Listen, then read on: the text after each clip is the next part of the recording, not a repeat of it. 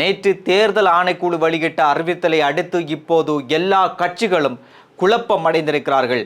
தேர்தல் ஆணைக்குழு நேற்று வெளியிட்ட அறிக்கைதான் எதிர்வருகின்ற 30ஆம் தேதி நள்ளிரவு 12 மணிக்கு முதல் எல்லா உள்ளூராட்சி சபைகளிலும் அந்தந்த கட்சிகள் யாரை தெரிவு செய்ய இருக்கிறார்கள் என்பது குறித்தான அவர்களுடைய பெயர் பட்டியலை அனுப்பி வைக்குமாறு தான் தேர்தல் ஆணைக்குழு கேட்டிருந்தது.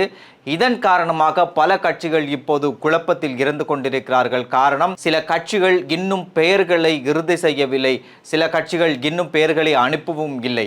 இதன் காரணமாக இவர்கள் இப்போது குழப்பத்தில் இருந்து கொண்டிருக்கிறார்கள். குறிப்பாக கொழும்பு மாநகர சபையை பொறுத்த வரைக்கும் எஸ்ஜேபி கட்சியானது ஏற்கனவே 2 பேருடைய பெயர்களை பரிந்துரை செய்தது. இப்போது அந்த பெயர்களை திருத்த வேண்டி இருப்பதன் காரணமாக இவர்கள் தேர்தல் ஆணைக்குழுவிடம் ஒரு கோரிக்கையை கொடுத்திருக்கிறார்களாம்.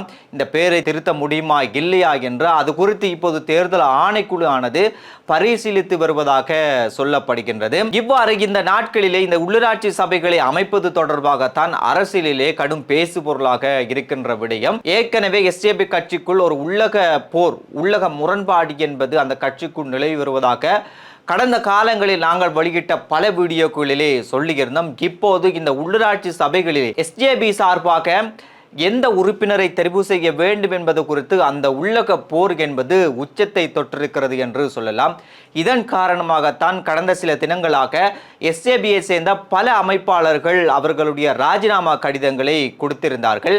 அந்த கடிதங்களை சஜித் பிரேமதாச பாரம் எடுக்கவில்லை என்றாலும் அதிலே ராஜினாமா செய்த ஒரு சிலர் திரும்பவும் கட்சிக்குள் சேர்த்துக் கொள்ளப்பட்டதான ஒரு தகவலும் இருக்கிறது. இது குறித்து எஸ்ஜேபி பாராளுமன்ற உறுப்பினர் ரோஹிணி கவிரட்ன சொல்கின்ற போது, இந்த உள்ளூராட்சி சபைகளுக்கு இந்த உறுப்பினர்களை நியமிக்கின்ற போது அமைப்பாளர்கள் பரிந்துரை செய்த உறுப்பினர்கள் நியமிக்கப்படாமை குறித்துத்தான் பல அமைப்பாளர்கள் அதிருப்தியிலே இருந்து வருகிறார்கள். அதனால்தான் அவர்கள் ராஜினாமா கூட செய்திருக்கிறார்கள். எனவே இது தொடர்பில் கட்சி ஒரு முடிவுக்கு வர வேண்டும். 2 தரப்பினரை அழைத்து கலந்துரையாடி இந்த பிரச்சனையை முடித்து வைக்க வேண்டும். தலைமை இது குறித்து கவனம் செலுத்த வேண்டும் என்று ரோஹிணி கவிரட்ன கூட சொல்லியிருந்தார். அதே போன்று மற்றொரு எஸ்ஜேபி பாராளுமன்ற உறுப்பினரான சமிந்த விஜயசிறியம் பேசுகின்ற போது எஸ்ஜேபிக்குள் ஒரு குழு இருந்து கொண்டே இந்த முடிவுகளை எடுக்கிறார்கள் என்கின்ற கருத்தையும் அவர் வெளியிட்டிருந்தார். இவ்வாறு இந்த உள்ளூராட்சி சபைகளிலேயே உறுப்பினர்களை நியமிக்கின்ற விடயத்திலே எஸ்ஜேபி கட்சிக்குள் ஒரு உள்போர் என்பது நடந்து கொண்டுதான் இருக்கிறது.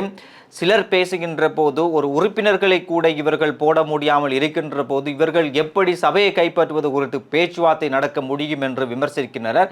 இன்னும் சிலர் எஸ்ஜேபி கட்சியினுடைய தலைமை குறித்தும் விமர்சித்து வருகின்றனர். இந்த விடயத்திலே இன்னும் ஒரு பக்கம் பார்க்கின்ற போது எஸ்ஜேபியினுடைய இன்னும் ஒரு பாராளுமன்ற உறுப்பினர் SM மரைக்கார் கூட அண்மையிலே நடந்த ஒரு ஊடகவியலாளர் சந்திப்பின் போது எஸ்ஜேபி கட்சிக்குள் இருக்கின்ற உள்ளக முரண்பாடுகள் குறித்து அவர் பேசியிருந்தார். கொழும்பு மாநகர சபையை கைப்பற்றுவது என்பது குறித்து அவரிடம் கேள்வி கேட்கப்பட்ட போது அது குறித்து முஜிபுர் ரஹ்மானிடம் கேளுங்கள், எனக்கு அது குறித்து எதுவுமே தெரியாது என்கின்ற ஒரு கருத்தை வெளியிட்டார். இந்த கருத்தும் எஸ்ஜேபிக்குள் ஒரு உள்ளக முரண்பாடு என்பது கடும் தீவிரமாக போய்கொண்டிருக்கிறது என்கின்றதை காட்டி நிற்பதாக இருக்கிறது. இது மாத்திரமல்லாமல் ஒரு காலகட்டத்திலே அரசியலிருந்து ஒதுங்கி இருந்த சுஜீவ சேனசிங்க கூட அவரை எஸ்ஜேபிக்குள் இருந்த ஒரு குழு தேசிய பட்டியல் மூலமாக பார்லிமெண்டத்துக்கு எடுத்தது. இம்தியாஸ் பாக்கிர் மாக்கார் போன்ற ஒருவரை புறக்கணித்து விட்டு சுஜீவ சேனசிங்கவை இப்போது உள்ளுக்கு கொண்டு வந்தார்கள். இப்போது அதே சுஜீவ சேனசிங்கவை எஸ்ஜேபி கட்சிக்குள் ஒதுக்கப்பட்டிருப்பதாக சொல்லப்படுகிறது. சுஜீவ சேனசிங்கவை பொறுத்த வரைக்கும் கடந்த கால தேர்தல் பிரச்சாரங்களிலே அவருக்கு எல்லா மேடைகளிலும் உரைகளும் கூட வழங்கப்பட்டிருந்தது. அவருடைய உரை சஜித் பிரேமதாசாவுக்கு முன் கொடுக்கப்பட்டிருக்கும் அல்லது சஜித் பிரேமதாசா உரையின் பின்னரும் கொடுக்கப்பட்டிருக்கும். அந்த அளவு தூரம் முக்கியத்துவம் கொடுக்கப்பட்ட ஒருவர் சுஜீவ சேனசிங்க. அவர் இப்போது அந்த கட்சிக்குள்ளேயே இப்போது ஒதுக்கப்பட்டிருப்பதாகவும் சொல்லப்படுகின்றது. ஹர்ஷடி சில்வா கூட அவருடைய அரசியல் ஈடுபாடுகள் என்பது குறைவாக இருப்பதாக சொல்லப்படுகிறது. அவரும் பார்லிமென்றமும் என்று அவருடைய அரசியல் நடவடிக்கையை அங்கே மட்டுப்படுத்தப்பட்டிருப்பதாக சொல்லப்படுகின்றது.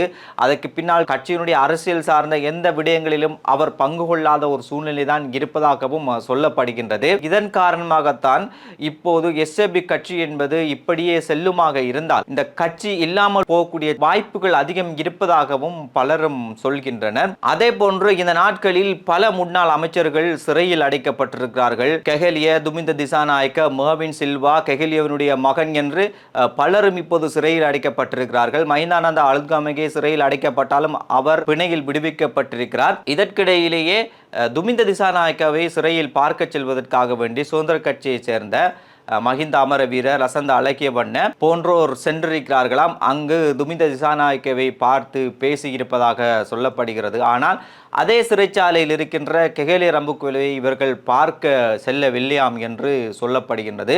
மர்வின் சில்வாவை பொறுத்த வரைக்கும் மர்வின் சில்வா மீது இப்போது பல ஊழல் குற்றச்சாட்டு வழக்குகள் தொடரப்பட்டு கொண்டே இருப்பதாக சொல்லப்படுகிறது. சட்டவிரோதமாக பல கோடிக்கணக்கான சொத்துக்களை கொள்வனவு செய்த, ஊழல் செய்த குற்றச்சாட்டின் அடிப்படையில் தான் இவர் சிறையில் அடைக்கப்பட்டிருக்கிறாராம்.